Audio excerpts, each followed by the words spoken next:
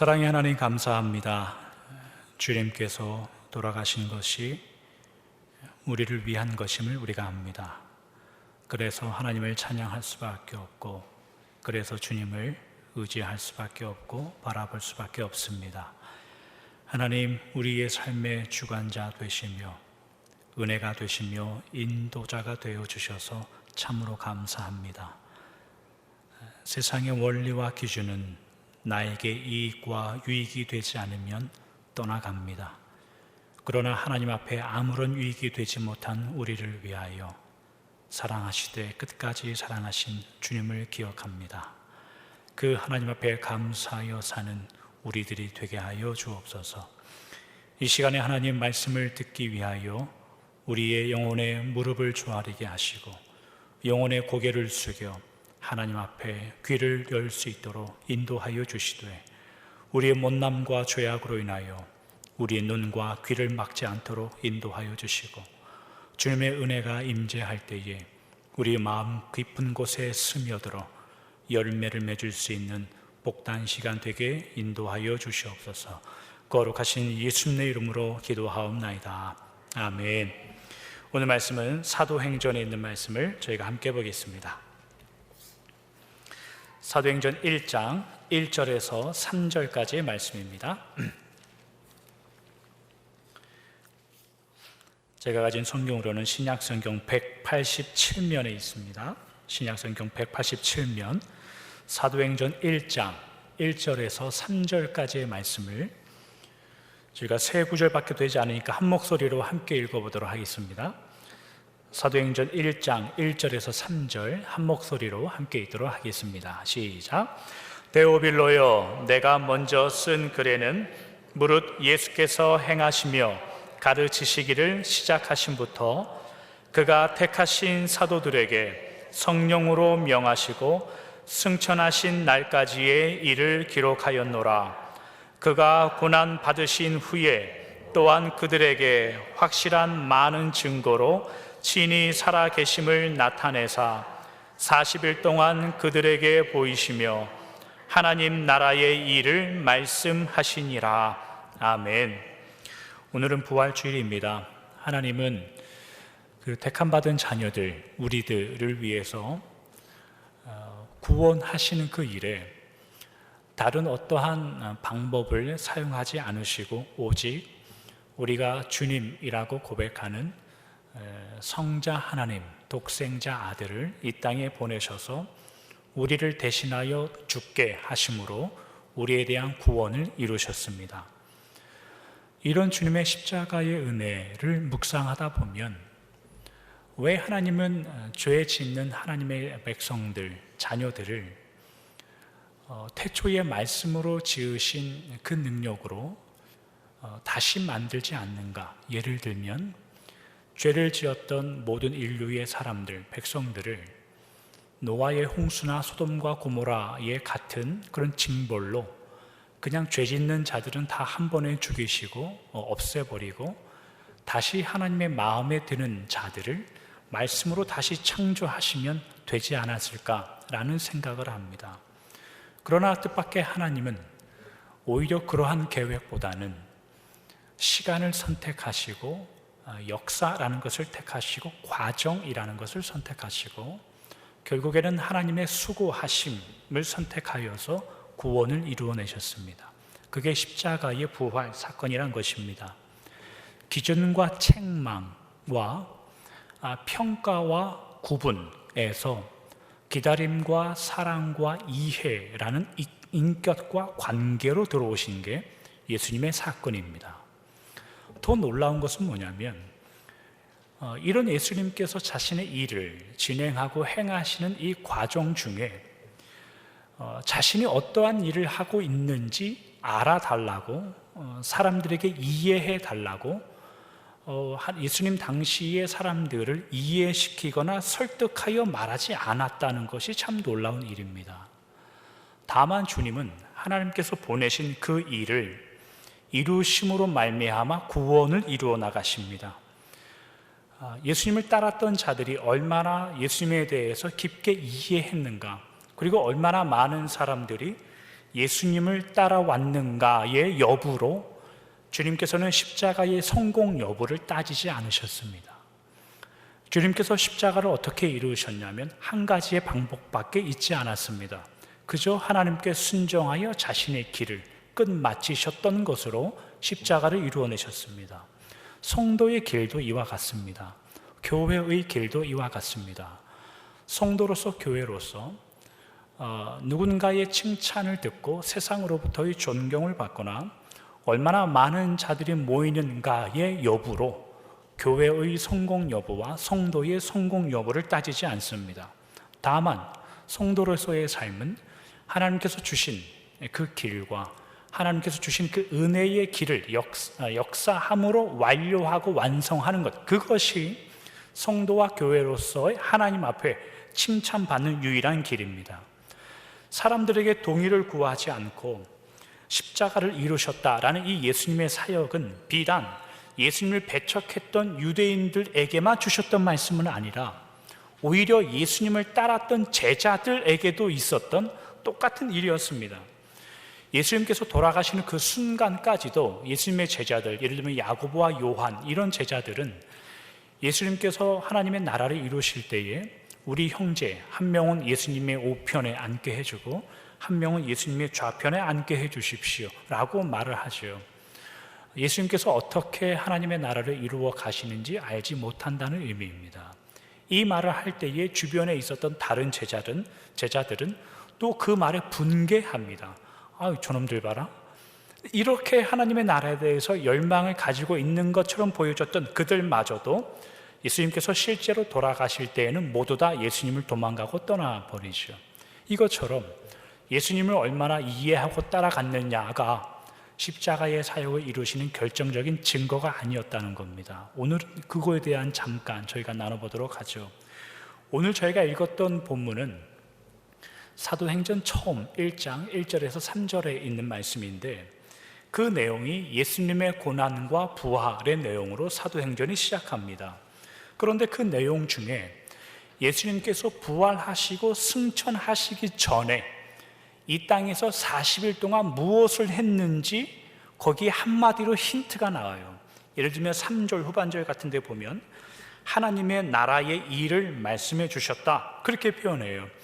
부활하시고 40일 동안 이 땅에 계시다가 주님께서 승천을 하시는데 예수님께서 제자들에게 다시 나타나셔서 하신 일이 뭐냐면 하나님의 나라의 일을 알려주시고 승천하셨다 이런 내용이에요. 3년 동안 가르쳐준 내용에 대해서 부활하신 주님이 나타나서 내가 전에 너희들에게 알려준 내용이 이제 뭔지 알겠냐?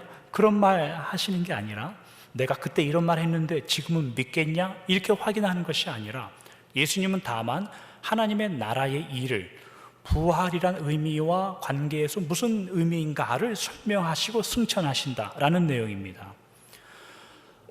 이것이 의미하는 바는 뭐냐면 주님을 얼마나 이해했는가의 여부로 주님의 십자가의 성공 여부를 따지지 않았습니다. 그러나 부활 이후에도 뜻밖의 예수님은 그들이 부활을 통하여 예수님의 지난해 가르침이 어느 정도였는가를 설명하지도 않습니다. 주님께서 40일 동안 제자들에게 주었던 그 핵심의 내용은 뭐냐면 그 부활하신 이후에도 유대인을 찾아가거나 아니면 로마 정부를 찾아가거나 혹은 제자들에게 와서 그러니 이제는 나를 믿어야 되지 않겠느냐 이렇게 설명하시거나 이해시키지 않고 다만 하나님의 나라를 말씀하고 떠나더라 이렇게 내용이 기록될 뿐입니다. 여기가 가장 성경에 이해하기 힘든 대목 중에 한 군데입니다. 왜냐하면 부활하신 예수님께서 40일이 아니라 4개월 동안만 제자들과 함께 있었더라면 초대교회가 잘 성립될 때까지만이라도 제자들과 함께 있었더라면 아마도 초대교회는 그토록 핍박을 받거나 그렇게 괄시를 받으면서 초대교회가 생기진 않았을 겁니다. 왜 그렇게 간단히 계시고 그렇게 40일 동안 무언가 증명해 주시지 그것도 하지 않고 제자들에게만 나타나셔서 하나님의 나라의 일만 가르쳐 주시다 가신, 그렇게 떠나버리신 예수님에 대해서 야속해 보이기까지 한다 이 말입니다. 이런 의미에서 보자면 부활이란 뭘까요? 우리가 믿는 부활의 능력, 구원을 일으키는 부활의 능력이라는 것은 이렇게 정의를 한번 해보죠. 해명하여 얻는 내용이 아니다 라는 것을 우리가 올해 부활절에는 이것을 한번 기억해 보죠. 부활의 능력이라는 것은 다만 선포입니다.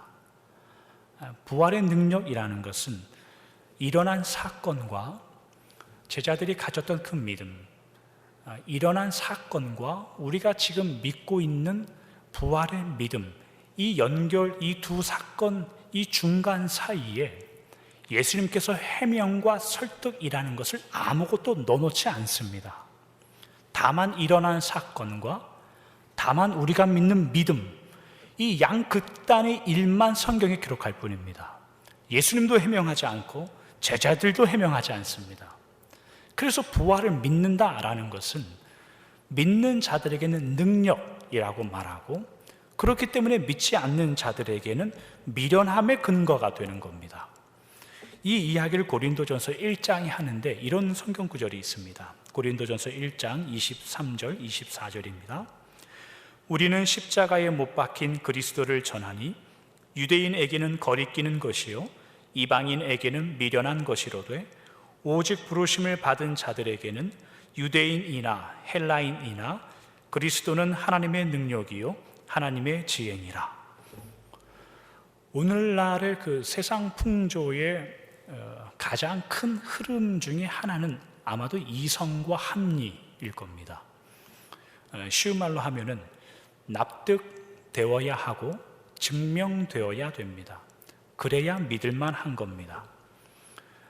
판단할 만하고 이성적으로 수긍될 만해야 믿는 것이 아마도 그 현대 세상 풍조의 반그리스도적인 것 중에 가장 큰 내용이 아닐까 생각합니다.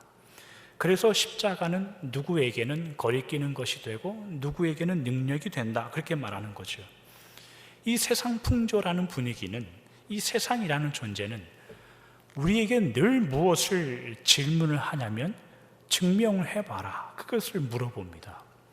네가 부활을 믿고 당신들이 예수님께서 돌아가셨다 살아난 것을 믿으면 그럼 증명해봐라 라고 우리에게 물어요.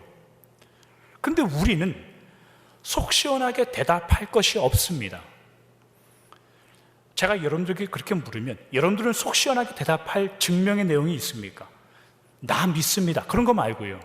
주님께서 사망 가운데 들어가셔서 부활하신 이 사건에 대해서 그것을 증명해보고 해명해봐라 라는 세상의 요구에 여러분들은 뭘 가지고 증명하고 무엇을 가지고 해명할 것입니까?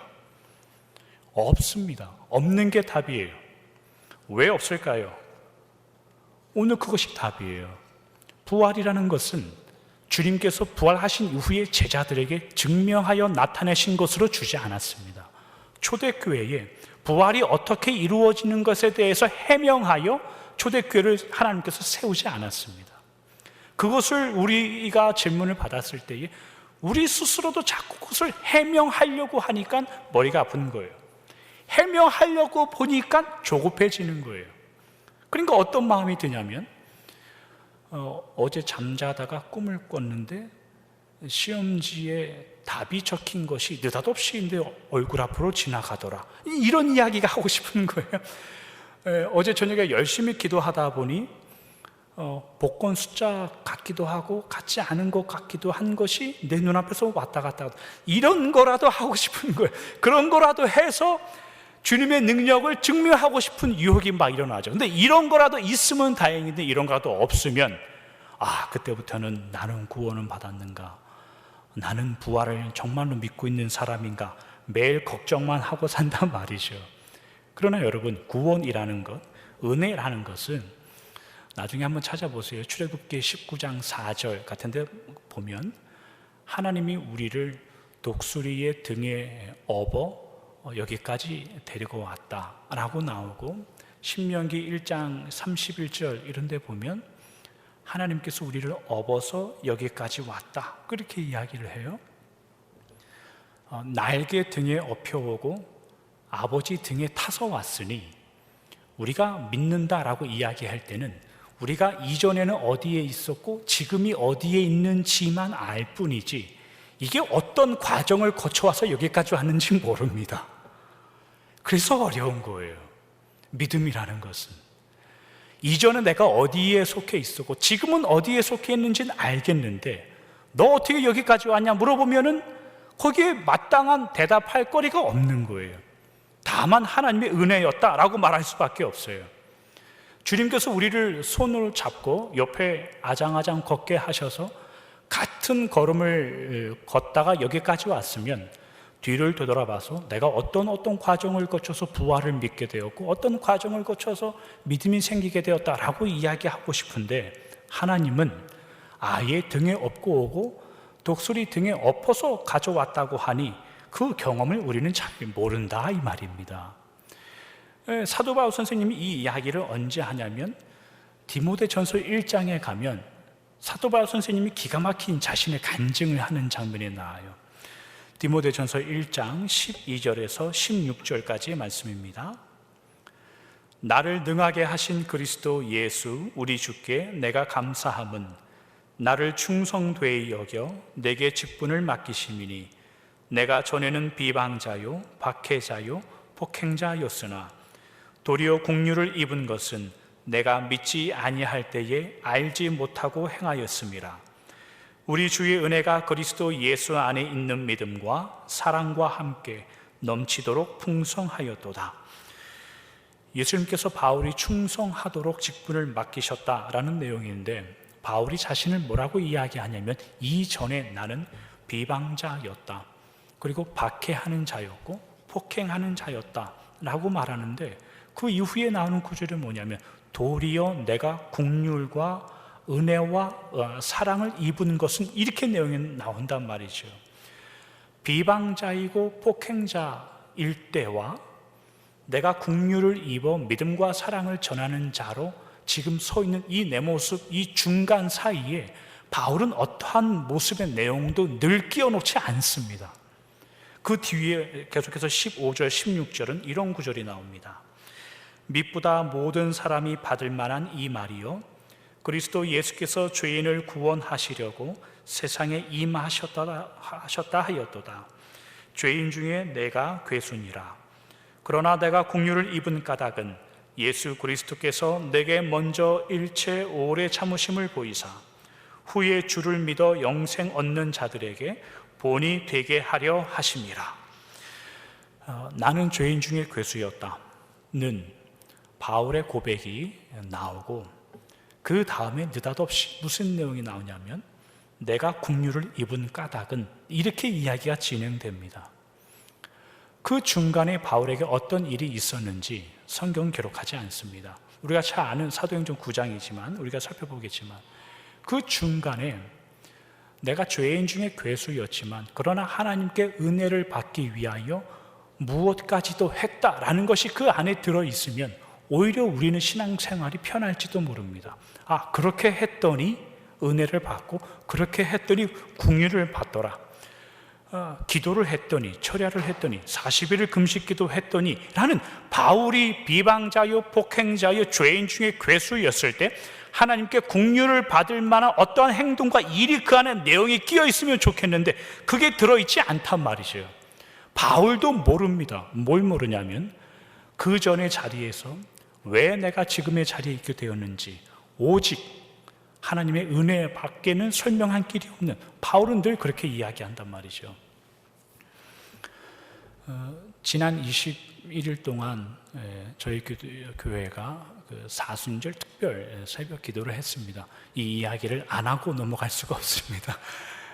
21일 동안 저희 교회가 이제 특별 새벽 기도를 했는데 어느 예상하지 못하신 한 분이 21일 동안 한 번도 빠짐없이 나오시는 거예요. 제가 물었죠. 굉장히 훌륭하시고 대단하십니다. 근데 그분의 대답이 뭐냐면 다른 건 몰라도 내 스스로가 굉장히 대견스럽습니다. 그런 말씀을 하세요. 그게 저한테 어떻게 들리냐면 이렇게 들려요. 다른 건 몰라도 라는 이 표현이 여러분, 내가 왜 왔는지 몰라도 라는 의미하고 똑같은 거예요. 별것 없어 보이는데도 하고 똑같은 거예요. 왜 왔는지 모르지만 21일 동안 내가 왜 다녔는지 모르겠으나 와 같은 거예요. 더 쉬운 말로 표현하면 주님의 등에 업혀와서 하나님의 날개에 업혀와서 내가 어찌하여 21일 동안 다녔는지 몰라도 라는 표현과 똑같은 것들이란 말이죠. 은혜는 그렇게 다가오는 겁니다. 은혜는 우리는 당하는 겁니다. 하나님께. 이 바울이 죄인 중에 괴수였을 때와 지금 자기가 은혜를 받아 복음을 전하는 자가 된 이 사이에 아무것도 들어있지 않다라는 이 일이 사도행전 9장의 내용이지 않습니까? 제가 한번 읽어드리도록 하죠.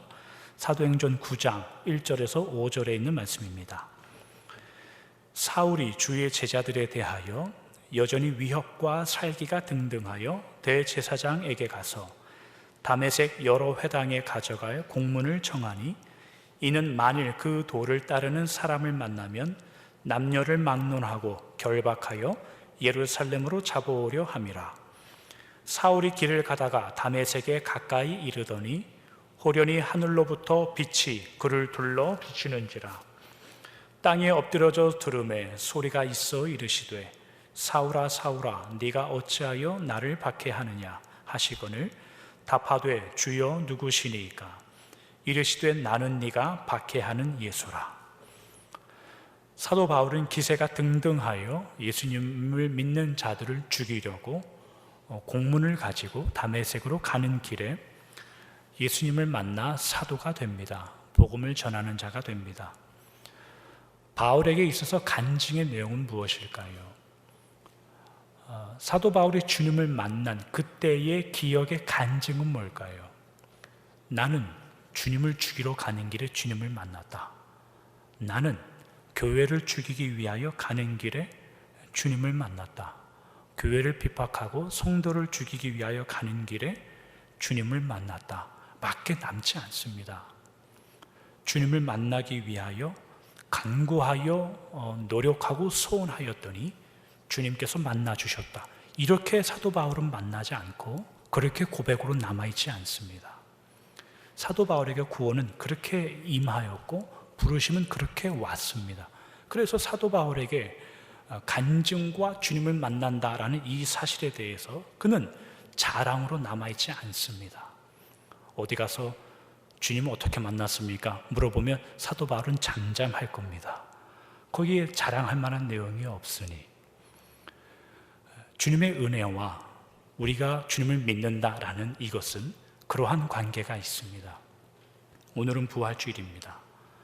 부활주일이라는 것은 뭐냐면 주님께서 우리의 죄를 위하여 구원해 주시기 위하여 오시고 돌아가시고 다시 살아나셨다라는 것이 부활절입니다. 그러면 우리는 그것을 믿고 그것을 우리 마음속에 믿음으로 받아들여 우리는 구원받음을 고백하고 확신합니다. 그러나 그 고백과 확신이라는 것이 우리의 수고와 노력과 우리가 가지고 있는 간구와 우리가 하나님 앞에 드릴 만한 마땅한 것에 근거하여 이룬 것이 아니라 하나님께서 은혜로 우리에게 주신 것입니다. 눈을 떠보니 교회 안에 있고 눈을 떠보니 하나님을 믿는 자가 되어 있다 이 말입니다. 그러니 여러분 십자가를 생각할 때 해명하여 증명하려고 하지 마시고 그 자리에 믿음이 필요합니다. 만약에 부활이라는 것이 해명하고 증명해야 될 일이라면 여러분 잘 생각해 보십시오. 그것은 이론으로 우리에게 남을 겁니다. 그것은 그저 설명과 테크닉이 되어서 우리 안에 남겨질 겁니다. 그러나 주님께서 우리를 위하여 주신 그 부활이라는 것은 다만 신비로 여러분에게 온 것임을 늘 기억하시고 여러분들에게 주님께서 부활을 당하게 하시려고 수고하신 그 하나님의 은혜를 기억하셔서 오늘 부활절을 맞이하시고 여러분의 믿음의 부활의 의미를 기억하시고 살아가시길 주님의 이름으로 축원합니다. 기도하겠습니다.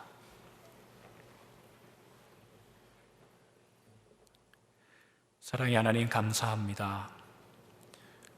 주님께서 우리를 위하여 이 땅에 오시고 죽으시고 부활하셨습니다.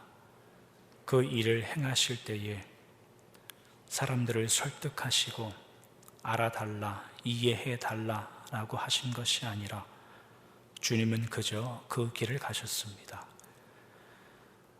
부활하신 이후에도 유대인들과 로마와 제자들에게 찾아가서 자신이 지금까지 이야기한 3년 동안 말한 것이 거짓이 아님을 해명하고 증명한 것이 아니라 다만 하나님의 나라의 일을 가르치시고 승천하실 분입니다.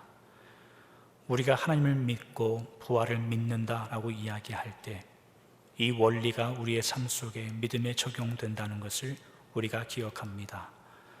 부활과 능력과 믿음과 은혜는 우리가 소원하여 해명할 만한 내용이 아니라 그저 아멘과 믿음으로 받는 것임을 우리가 늘 기억하게 하여 주시옵소서. 우리의 머리로, 우리의 이성으로 이 부활을 증거하며 해명하려고 했다간 그저 지식이 되며 그저 이성이 되며 그저 학문이 될 것입니다. 이 자리에 믿음이 필요하오니 우리에게 믿음을 더하여 주셔서 하나님이 기뻐하시는 부활의 간증을 가지고 사는 자답게 살아갈 수 있도록 은혜를 더하여 주시옵소서.